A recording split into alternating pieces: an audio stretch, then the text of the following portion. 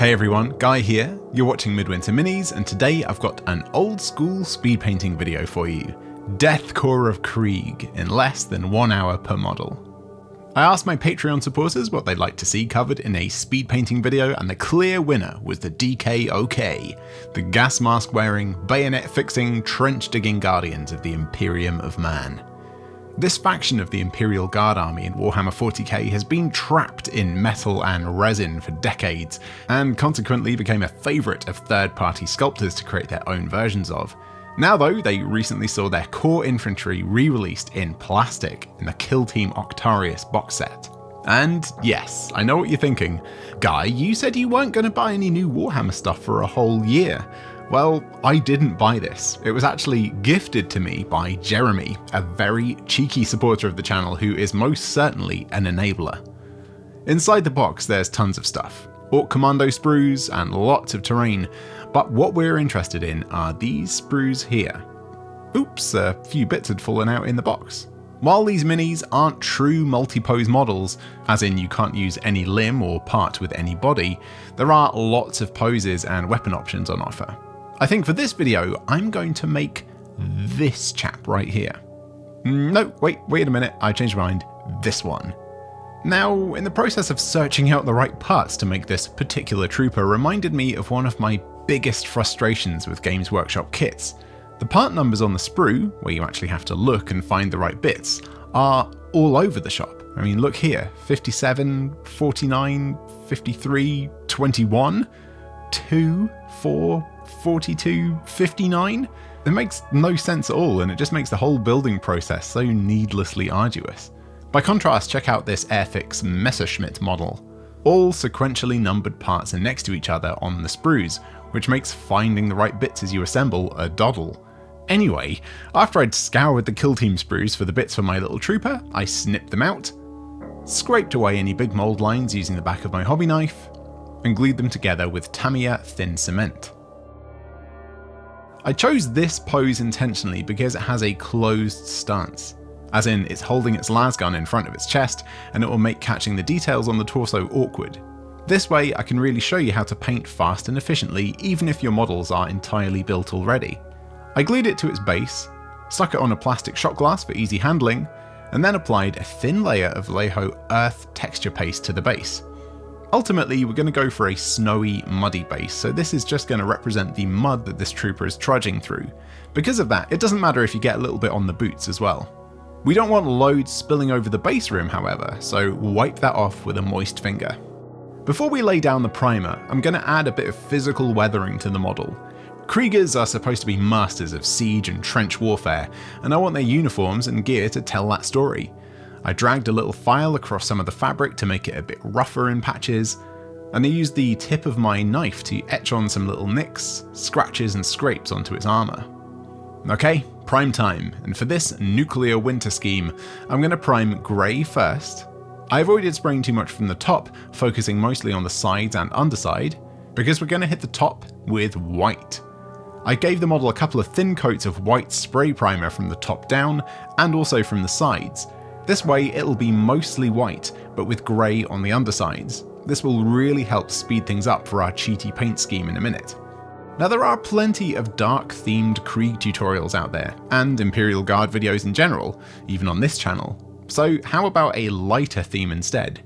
Now taking inspiration from the toasty warm trench coats that Tsarist, Russian and Soviet Union soldiers wore in winter, they're not white like most modern military winter uniforms, but a more natural tone.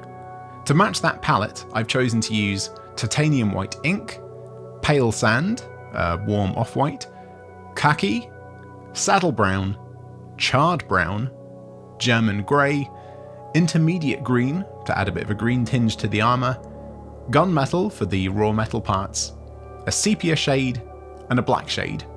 Just 10 paints, so let's see how this goes. I started with charred brown and painted the leg wraps, and I was today years old when I learned that these are called puttees. I also painted the main boxy section of the huge backpack. And finally, I'll paint the mud on the base with this colour too. Now for the armour, I'm going to combine that charred brown I just used with intermediate green on my palette to make it a murkier, muddier colour, and then I painted the helmet and pauldrons. I also went back later to paint the little armour panels on the hands too. I totally forgot about those, so don't you forget about them now. Try to avoid getting paint on the coat, but if you do, it's not the end of the world. We can go back and fix it in a minute. The next paint we'll use is saddle brown, and using this we'll base coat the trousers and all the other sections of the backpack. We'll also base coat the stock and furniture of the las gun, so any parts you don't want to be metallic. We'll also paint the whole gas mask, its air tube and the oxygen pack on the model's chest. Remember, if you make a mistake here, it's no problem, we can fix it. Now switching out to gunmetal, we'll paint the other parts of the gun, so the barrels and the underside that connects to the power cartridge. Don't forget to catch the bayonet on the backpack too. And this is where I realised that I'd forgot those little armour panels on the hands. Now lastly, for the metallic paint, I'll catch the lenses of the gas masks themselves. You will inevitably get some on the mask too, so don't worry about it. We've only been painting for a few minutes so far, so the saddle brown will still definitely be wet on your palette. Grab a bit on your brush and tidy up that edge along the eye lens. Nice, so this is where we are after about 20 minutes or so of hands-on painting time. As you can see, I made some mistakes too, a big splodge on the white coat on his arm, but as I said, no problem. We can now grab our white ink, which has amazing coverage, and just apply a small amount over the mistake. Boom, gone, just like magic. So now we've got some pretty neat looking base coats down. It's time for the wash stage, and this will really tie things together and make the scheme suddenly make sense. I'm going to mix sepia wash, black wash and water together in equal parts. For this model, 2 drops of each was more than enough, so scale it up for however many models you're going to be painting. So using a decently sized brush, not too small, apply this diluted shade paint all over the model, in every nook and cranny and even on the bases too. Make sure to draw away any really pooling areas with a dried off brush. This is what you want it to look like in terms of the amount of wash on the surface in the recesses before you leave it to dry. And after a few hours, once it is fully dried, it should look like this. A quick coat of German grey along the base rim, and, well, how about that? A very serviceable Korps of Krieg trooper, ready to foolishly lay down their life in service to the false emperor. If you need to paint up lots of guardsmen fast for your massed infantry army, this method will only take you about half an hour per model. Easily enough time to paint a kill team in an evening, or even a battalion's worth of troops in a week, if you put your mind to it. If you want to spend a bit more time, I'll show you a few extra steps, a little more difficult than just base coating and washing, that will really help your models pop on the tabletop. Before I do that, I'd quickly like to thank the channel's most recent Patreon supporters: Nathaniel Rotano, Kellen Ryan Abner, Simon Bromley, Petty Beige, Jamie Taylor, Matt Charlton, James Southwell, and We're No Strangers to Love. You know the rules, and so do I. A full commitment's what I'm thinking of. You wouldn't get this from any other guy. If you want to support the channel for just $2 a month, head over to patreon.com/midwinterminis to do just that. Right, let's crack on. First, we'll pick out some of that weathering detail we added before we primed by dry brushing. Grab your favourite smallish flat brush and the khaki paint. Get some paint on the bristles, wipe off most of it on some paper or an old t-shirt, or even the t-shirt you're wearing if that's how you roll, and then carefully wipe the dry bristles onto the model, focusing on the parts that aren't the coat or the metallic gun bits. As you can see, a light wipe really makes those details more visible. Next, I used pale sand, thinned with water so it was a bit transparent, to make little sketchy highlights on the coat and gloves. You'll want to avoid the recesses that got all of that nice shade. What we're trying to do here is 2 things. Add highlights to boost the visual contrast, but also the little sketchy motions of the brush will hint at fabric fibres, like it's made from thick wool or felt or something. Cross-hatching is a good technique to use here, making short, evenly spaced scratches in one direction and then changing direction to build up colour density, while still keeping that textured look. And this is what 15 or so minutes of quick highlights on the coat looks like. Rough and ready, but it's really boosted that contrast on the model, and it makes it look much more detailed than it really is. You can also use pale sand to pick out some accent parts, like the little aquillas, skulls, and buttons on the coat too. Going back to saddle brown again, if you prefer your highlights to look a bit smoother than the khaki dry brushing, you can just add a thin layer of brown paint again over any areas you'd like to look less worn. The front top facing parts of the knees, the edges of the gun furniture, stuff like that. We can also grab our metallic silver paint again, and with hardly any on the brush, just sort of buff the gunmetal back onto the metal parts. Again, avoiding the nice dark areas in the recesses where the shade did its work. A little stroke on the bayonet to give it a nice shiny edge, and with a precise brush, just a tiny dot in the center of the eye lenses to give them back their shine after the wash. The new Krieg infantry also comes with some cool transfers, and some of them are even for vehicles. Maybe we'll see some dedicated Krieg tanks or APCs at some point in the future. I chose a couple of random emblems for the pauldrons, and also a couple of numbers from these tiny ones at the top right here. Now I have the products, I've started using Microsol and Microset to help make my transfers look painted on. The process is really similar to just using water like normal, but I think the results look a bit more impressive.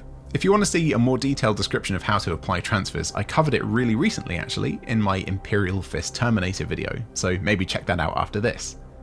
A winged skull on this pauldron, and a company badge on this one, and a number on its backpack. Now it was my birthday this week, and I turned, yep, you guessed it, 37.